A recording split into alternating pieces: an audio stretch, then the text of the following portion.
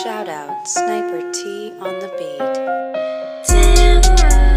Tamara to the break of dawn is on the rise, with life on the forefront of the mind. So line for line, you can ride this brain train and you can change your station without even touching the dial. So relax, stay a little bit, but listen for a while. And whether you're bumping this in the whip or in a business fit, it's a meeting you won't want to miss. A meeting for a meal to feed the soul with words for the mind. So sit back, enjoy the ride. Time to take off, it's time to fly. Cause Tamara till the break of dawn is on the rise. Hey, y'all. It's me, Tamara.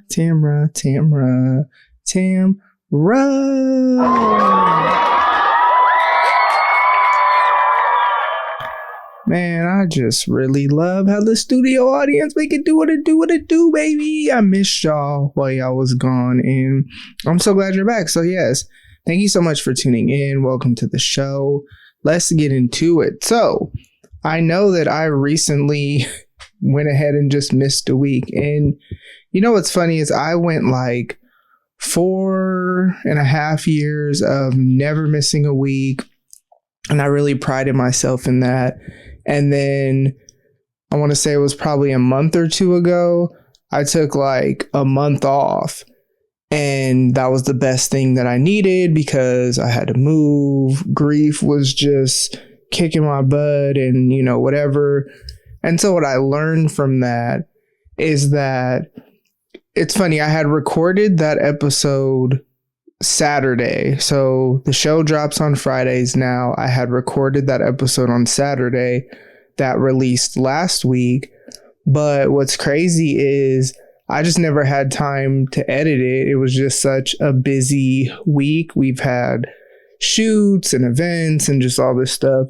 And I just was like, you know what? I'm not about to stress myself out trying to release an episode. Shout out to y'all that listen, you know what I mean? But at the same time, it's just like, it is what it is. And so I could have stressed myself out trying to hurry up and get something released, or I love what I did is I went ahead and kept it in my pocket or whatever and released it last week, and then kind of was able to get to a place of getting back to recording in advance. You know what I mean? Fridays will still be my record day, but I think the whole record and drop the same day, Friday is my one day off that's like, I'm for sure not doing anything. Now, last Friday, that's what kind of threw my rhythm off because I worked a conference and I didn't really prepare well to have my day off be on Saturday. So the interesting thing with like days off is when my day off is Friday, Saturday, I do some work, but it's a slower day. There's not, too much that I usually have to do. Tomorrow's going to be a little bit busy at the time of this recording, but usually things don't start early on Saturday if something happens. But when my day off is Saturday, well, we know, or maybe y'all don't know, I am in ministry. So I am the marketing director at my church. And so Sundays we're there all day. Like the expectation is we attend the director's meeting and are there for at least one of the encounters. But when you serve, because I also am on the content team, and so when you serve, the expectation is that you serve one and sit one so that you're still getting spiritually filled. And so,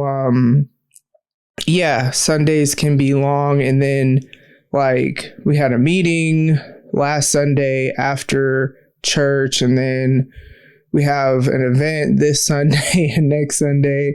And so just when I was just thinking about all that, I'm like, yeah, let me switch things up. And it's just better for Fridays to feel as not rushed as possible. Sometimes I won't, depends how the week goes. Like sometimes I won't work out on Friday and I'll work out like Thursday or whatever, just because I don't want to feel rushed on my day off. Like whatever I do, I want it to feel like life-giving and refreshing. I don't want, if possible, anything that I do on my day off to be like burdensome. Now, working out isn't burdensome, but if I have stuff planned, right, it's like there's the drive to the gym, the hour class, the drive home, shower, get dressed, eat, all the things.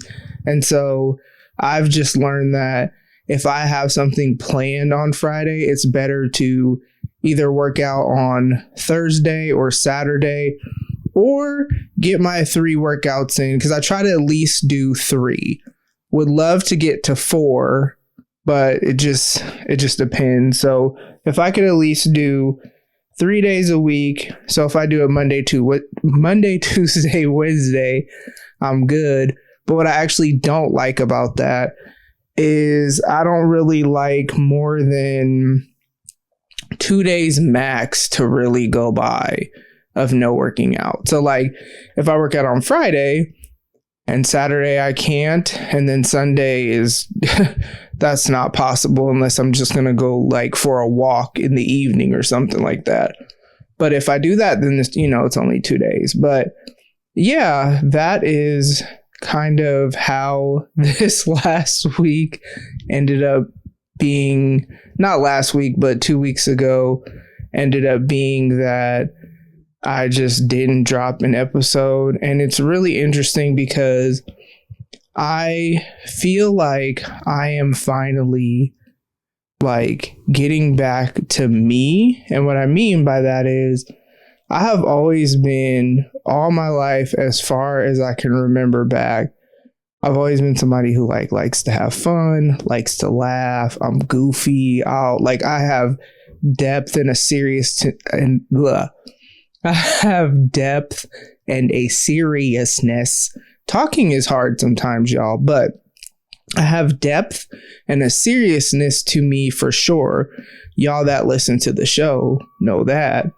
But I am so goofy and I like to just laugh and have fun and make other people laugh. And if y'all could hear that noise in the background, my bad, because somebody doing something somewhere, backing up a truck, or back it up and dump it, but backing up a trunk or something, a truck or something like that. But anyways, so yeah, like that's how I always was. And what I realize is that life be lifing, and we know it be lifing because that's what it do.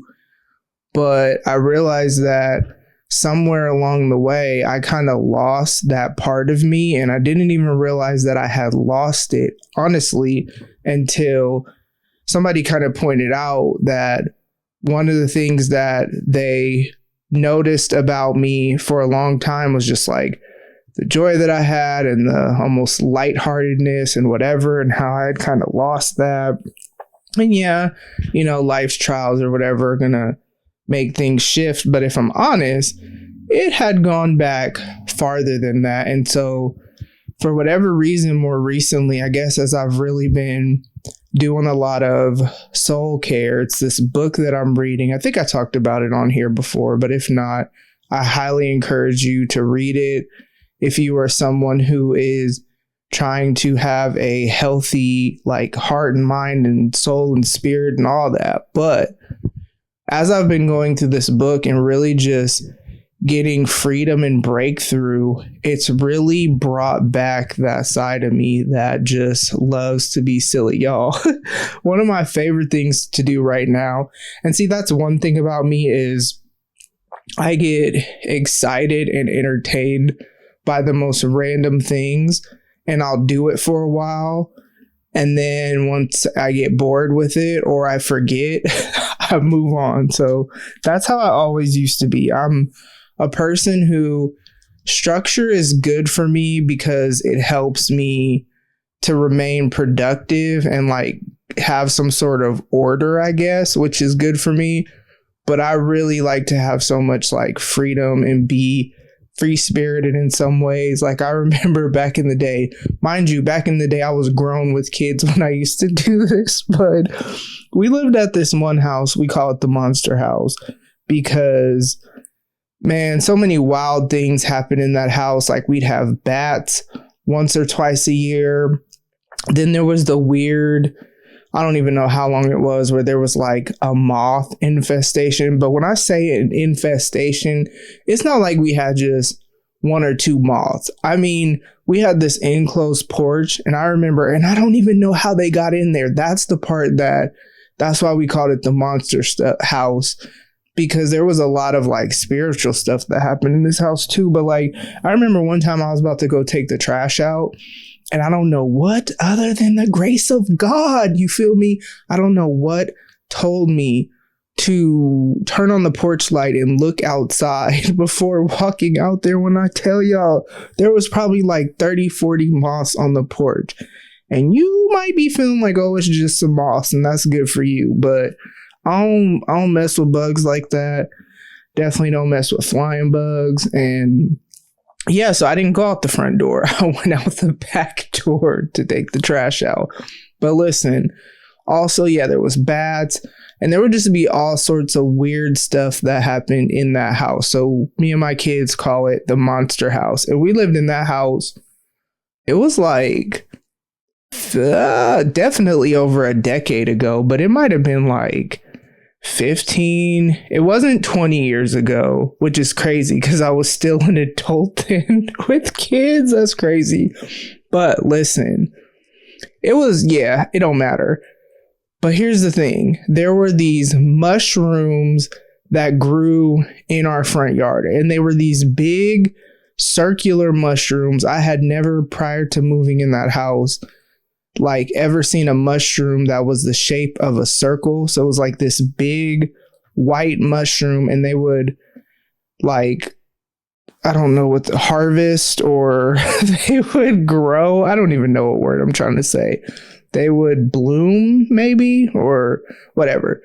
They would do what they do every year. And we lived in that house like 5 years. And I remember I used to, with a straight face and so serious, but it's not that I'm lying, because I know that the people know that it's not true. But I used to tell people that they were alien eggs. And so I don't know why that was so entertaining to me, but I've always been like that.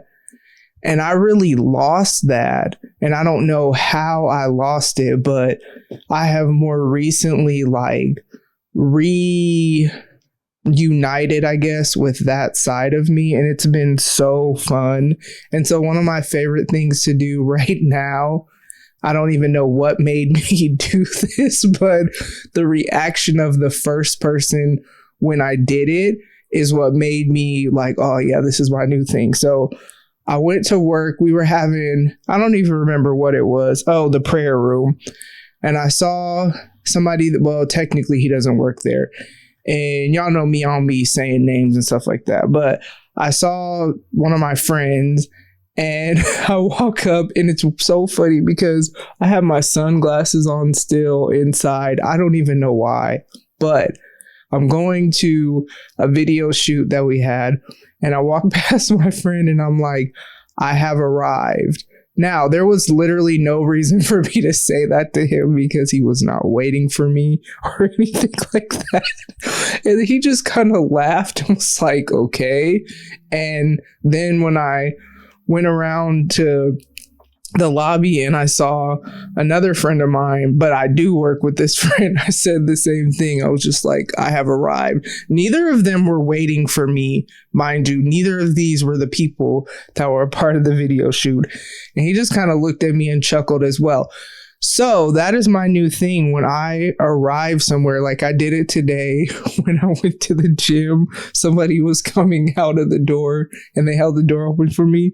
And I was like, I have arrived. And she just kind of looked at me and laughed. And I don't know why that is so funny to me, but that is my new thing. And so, yeah, it's been so fun just reuniting. And I don't know if it's this Trashey Corn war that has brought that back out, because it's kind of like I really be fighting for my life in these internet streets, because here's what kills me about it.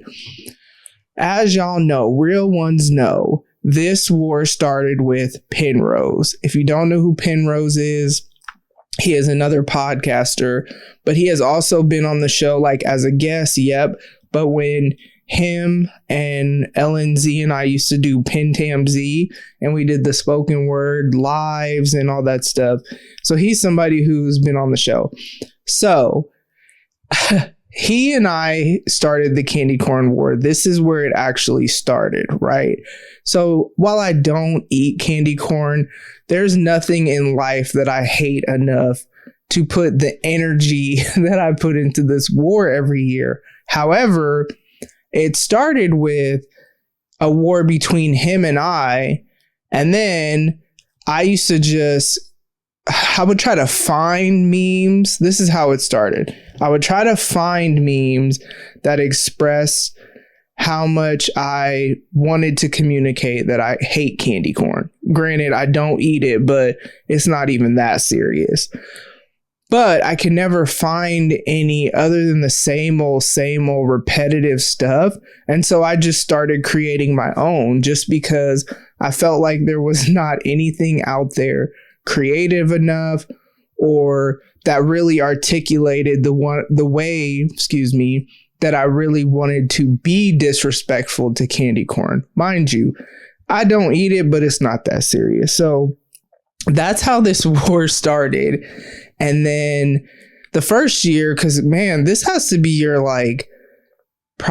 this might be year 4, because I'm pretty sure it didn't start my first year of podcasting for sure. And I'm coming up on 5 years of podcasting next month. And so I didn't even know him then. But then it would have been by that next October, we would have been beefing. So then the year after that, it's like everybody, because we used to go back and forth on Twitter, and that was when I was really involved in these podcast streets. Shout out to everybody that I met along the way. I know I'm not as active in Twitter, and it's funny because I don't even listen to podcasts anymore. Not because sometimes I'd be like, man, I wish I had time. It's just I used to listen to them when I had a different job where I would just sit and do a lot of data entry or auditing reports and wasn't as active with people. Now that I'm very much in video shoots or in this meeting or that meeting or this conversation or this whatever, it's kind of it doesn't really allow for that as much. But shout out to y'all, because that was such a just special season, all the live shows or just having people on the show and all that, and whatever. But by the next year, when it came around that time and we decided to do it again because we saw how much engagement it had the year before, then I was like, okay, well, I don't think it was that year. So it just became this thing where every October I will just create a lot of memes and he will make these weird candy corn dishes. So that's kind of how this started. He used to make candy corn wings, or I remember one time he put candy corn on pizza, and he would record a video of himself eating it and then tag me in it on Twitter. So that's kind of how this war began, and we would do it every year. Well, then I think it was by year 3 or year 2, maybe. Yeah, I think it was 2 years ago where what did I do? I started just posting them on Facebook and Instagram just because I was just I just think it'll be, I don't remember why, because he's not on Facebook. And so I don't know what made me share to Facebook, but then my friends, people I know outside of the internet that I see, I might know your mama, stuff like that. Then they got wind of whatever. And so then now what happens is every year leading up to October, because every year now it's like I got to give the people what they want because this is what y'all want. And why I say that, right? This is where people kill me, y'all. It'll be August, September. So my war, I am true to every day in October, I'm going to put a meme out, right? Now that I'm not on Twitter like that, the war is on Facebook with all the people that, want to insert themselves, you feel me?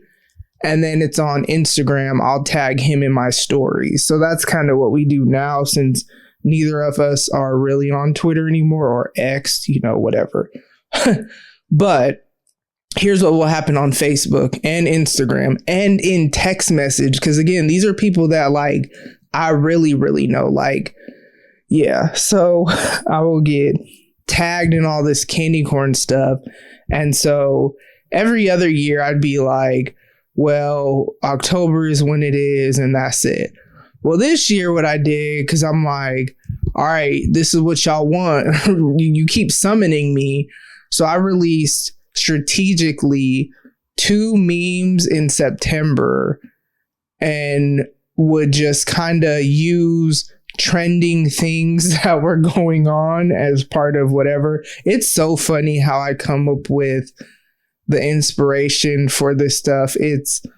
I don't know. My mind is an interesting place when it comes to this.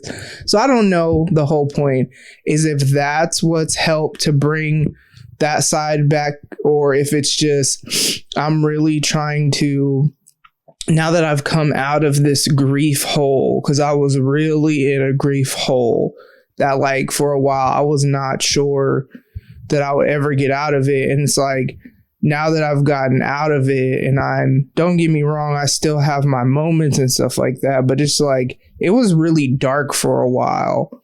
Now that I've gotten out of that, it's kind of like I'm almost like trying to do whatever I can to not go back to that place. So like when I allow myself to grieve, don't get me wrong. So don't at all hear that I'm not processing my pain or I'm not whatever, because I'm not really built like that. You know what I mean? If you know me, you should know that. But what I am saying is I'm trying to be more intentional about having so much more joy and like, hanging out with friends. I feel like I just got so out of touch with even stuff like that, where all I would do is work. And that was like for years.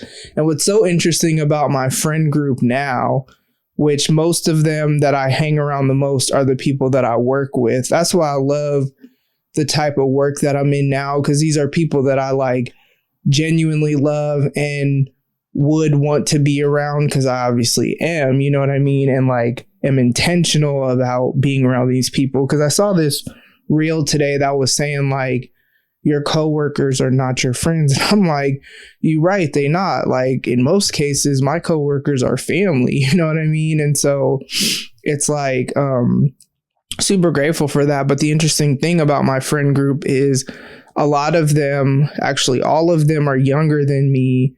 And then a lot of them don't have kids yet. One of them, okay, the people that I'm around the most, let me be clear, because it's like when you're in ministry, especially because I've been at this church so long, I have relationships with a lot of people, even outside of the creative area.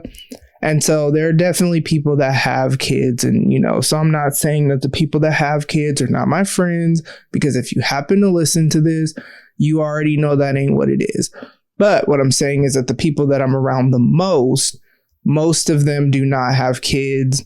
A lot of them, nope, can't even say that, because there are married couples. So never mind that part, but they're all younger than me. And so what's really interesting with that is all of my adult life was spent raising kids and kind of working and, involved in this, that, and the other, but that's about it. And I don't regret that, because especially after the girl's dad died, like my kids needed me in a way that if I had all this other stuff, or, you know, in hindsight, I'm actually really glad I stayed single, because I don't think I would have been able to just give my kids what they needed from me, especially the girls going through that trauma, like if I was trying to consider somebody else's needs.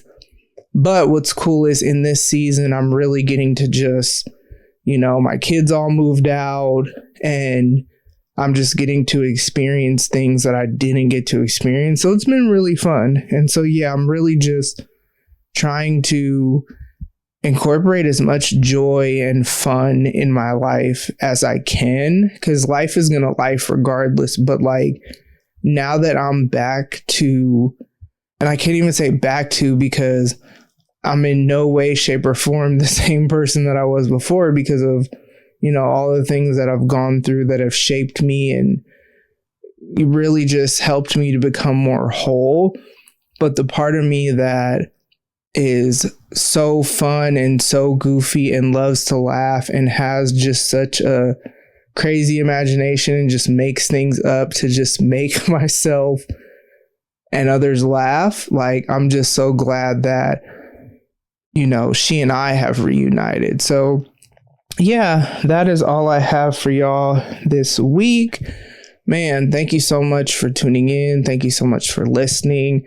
As I always say, make sure you are taking care of yourself mentally. Make sure you are taking care of yourself emotionally. And I know that sometimes I just say this at the end, but I just really hope that you like, I don't say those words flippantly. Like, I know the importance of taking care of your mental health, right?